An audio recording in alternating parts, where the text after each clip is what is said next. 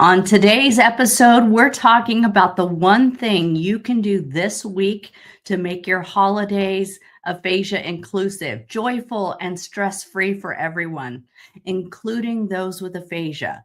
It's simple, it's actionable, and it's something we can start doing today. By the end of this episode, you'll know how to recruit an ally, practice self-advocacy strategies, and plan a holiday that truly brings everyone together. Plus, I'll share details on how you can grab the book Aphasia-Inclusive Celebrations, the digital version, so you can get it on your computer today. This book is packed with even more tips to transform your holiday.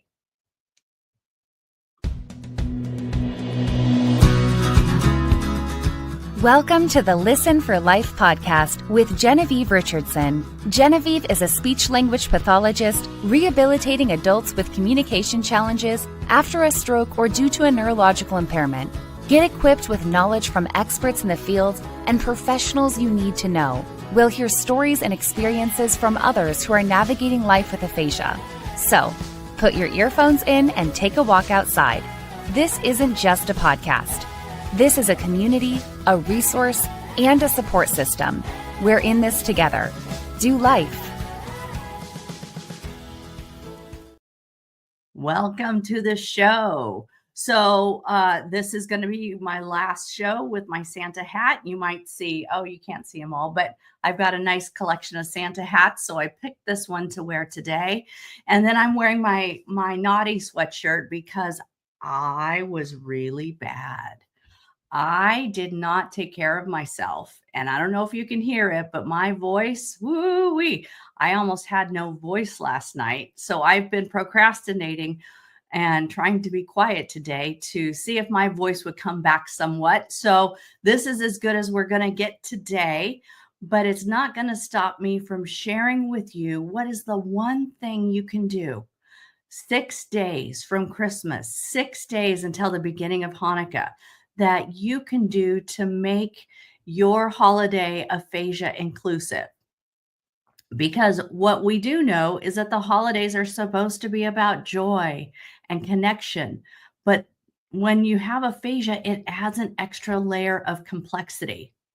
Take Mark and Sally, a couple that I work with. We've had lots of conversations about how can Sally take some of the burden off of her and support Mark when they travel for the holidays this year? They're going to be with like 15, 16, 17 people. She doesn't actually know what the final number is. But here's the thing. Sally and Mark both came to realize that they need to make a plan. They can't just show up and wing it and hope that it's all going to work out like they want. They actually have to make a plan, be proactive so that they don't burn out, so they don't wear themselves out on that day. So here's the key. Waiting for others to adjust on their own often leads to frustration, right? If you go into a situation with expectations and people don't rise to meet your expectations, disappointment, frustration. So what would I ask you to do? What advice would I give you after working with folks for so many years who have aphasia, and what strategies work? One step you can take right now is you've got to recruit and equip an aphasia ally. Call it what you will. But Sally doesn't want to be the only one responsible to help Mark if he gets tired, if his words don't work, if he can't communicate what it is he wants to communicate. So one of the most impactful steps you can do is recruit an ally, someone who is another warm body in the situation that understands Mark's aphasia and can help facilitate communication strategies. So how do we do this? First, we need to identify the right people.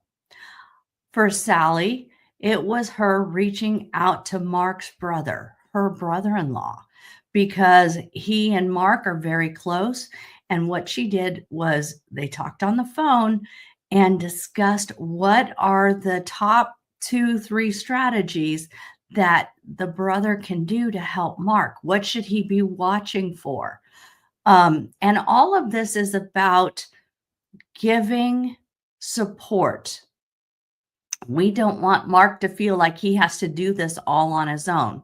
So what Sally did was talking to the brother. She focused on simple strategies like speaking slower and clearly, of course, right? We all want clear speech. Pausing, using shorter sentences. And when the conversations are really important, moving to a place in the house where there's less background noise and activity. So let's say you have a person with aphasia and you're feeling very uncomfortable.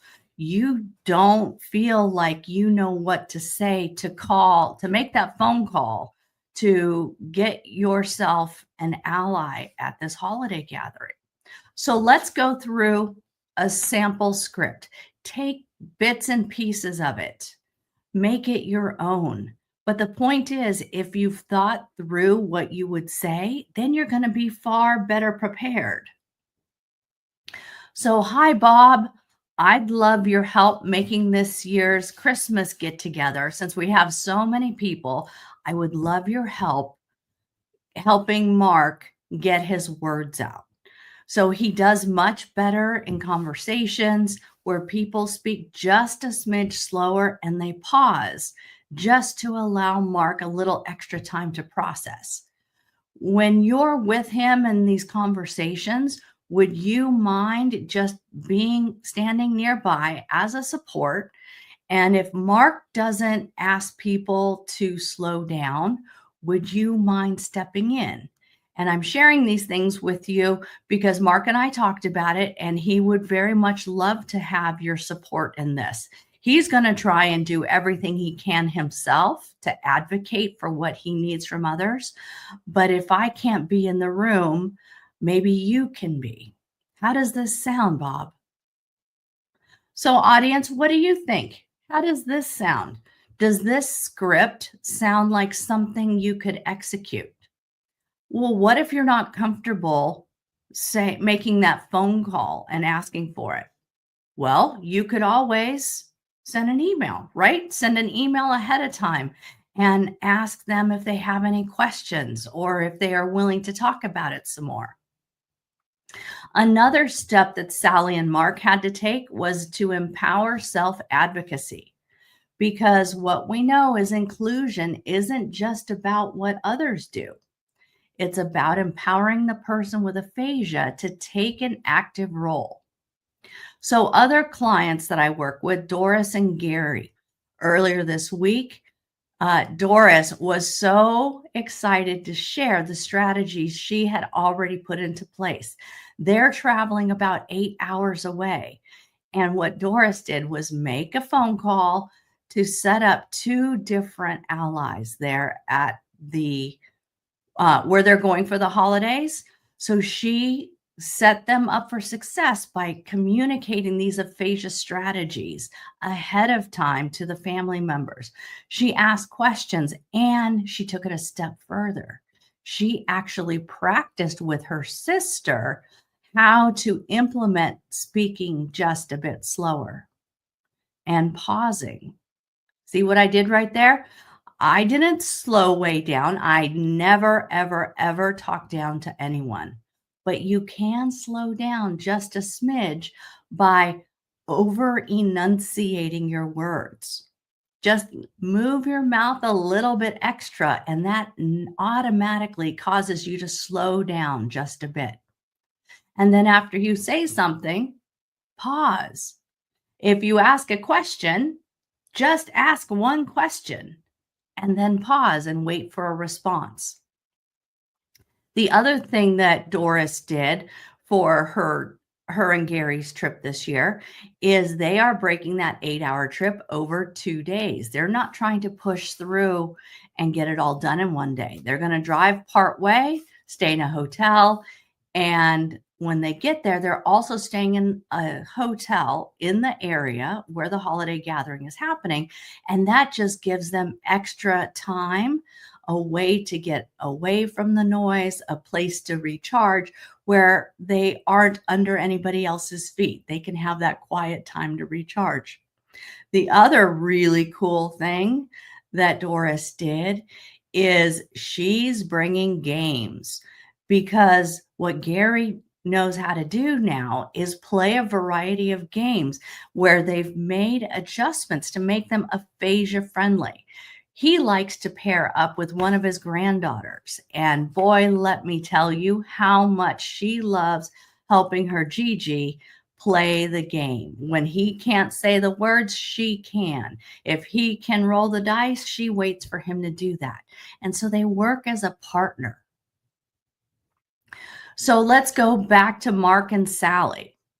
What they are doing now, as they are preparing to leave for their trip, they are taking some time to practice Mark's self-advocacy strategies. Mark has worked on gestures like signaling slow down, just holding up your hand like a stop sign, or saying, I heard you, but I didn't understand. Can you say it again? Or he could say it again slower. So what Mark and Sally have been practicing is she practices talking super fast to him, maybe from another room, and Mark comes into the room and says, I heard you, but I didn't understand. Say it again.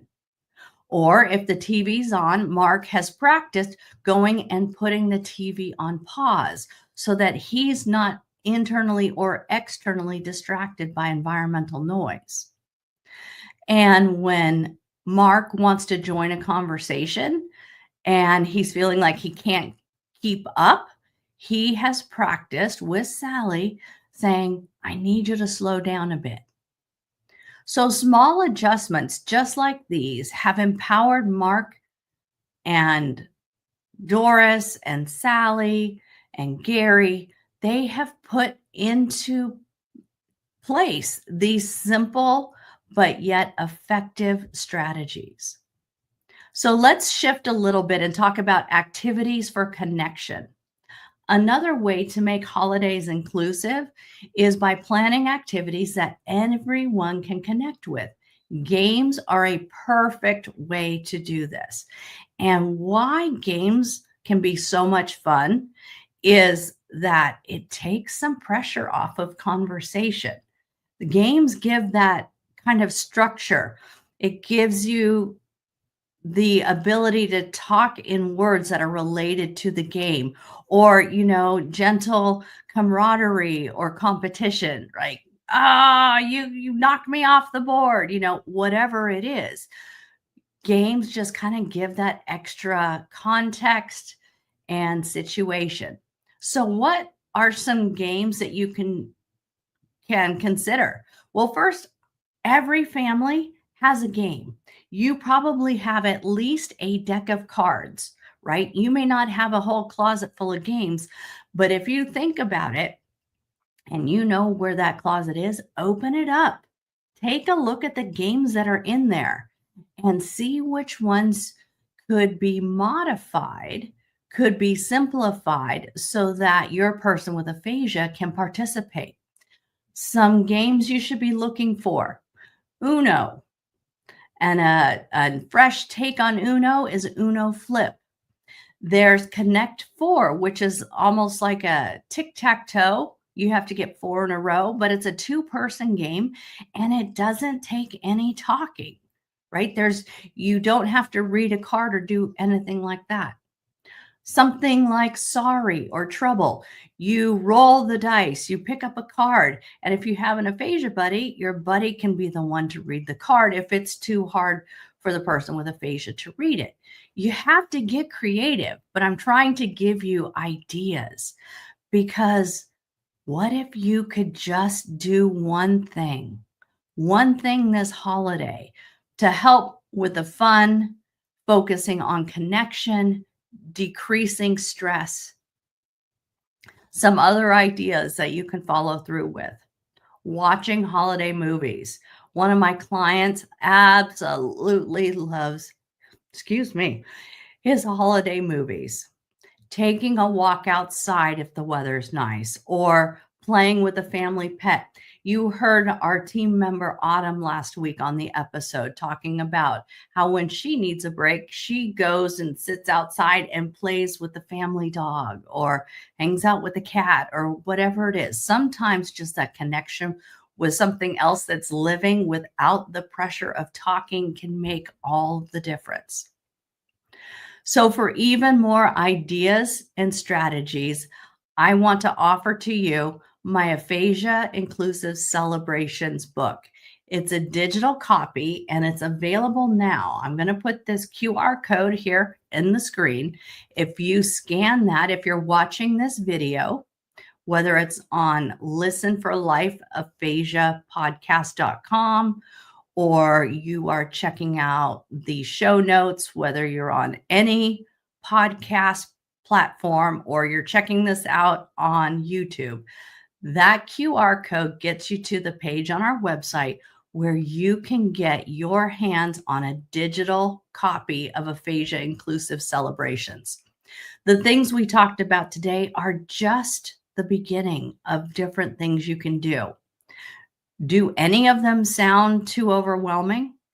Could you get on the phone today and talk to who this ally is going to be so that you can share those communication strategies and ask that ally to just be another set of eyes to help make sure the person with aphasia is doing okay? And then that takes a lot of pressure off the spouse or the primary care partner, because what my spouses tell me is that they are always worried.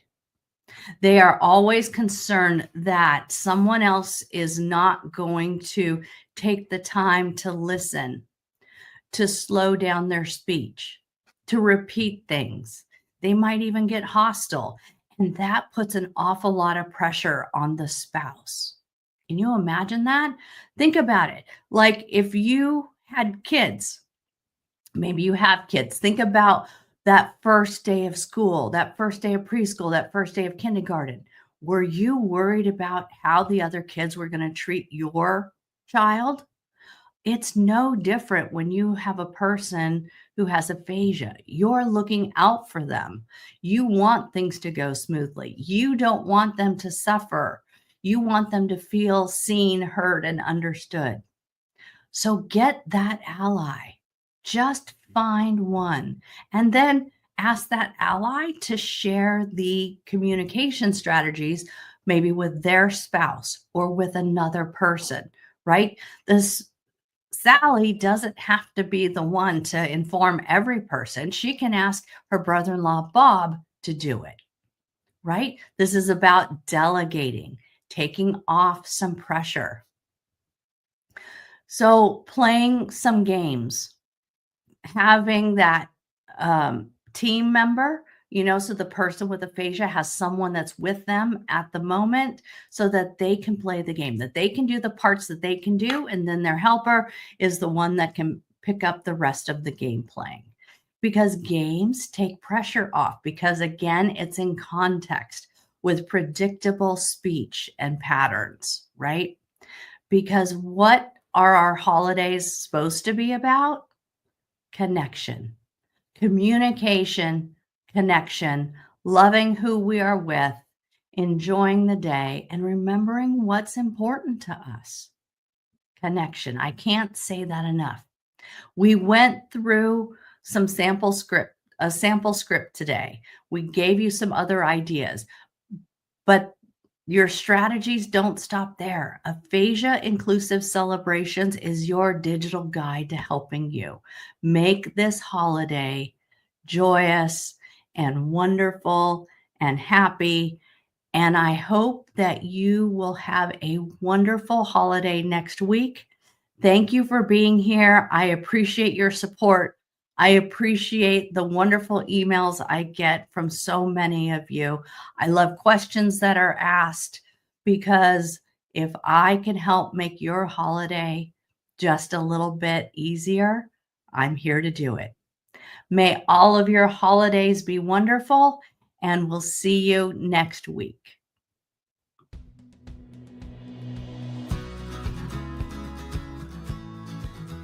Thanks for tuning in to the Listen for Life podcast. We hope you feel empowered and supported. Head over to listenforlifepodcast.com to see the show notes with links and information from today's episode. Do you have a topic, a resource to share, or a guest recommendation? Inquiring minds want to know. Let us know in the comments section. Wishing you a fabulous week.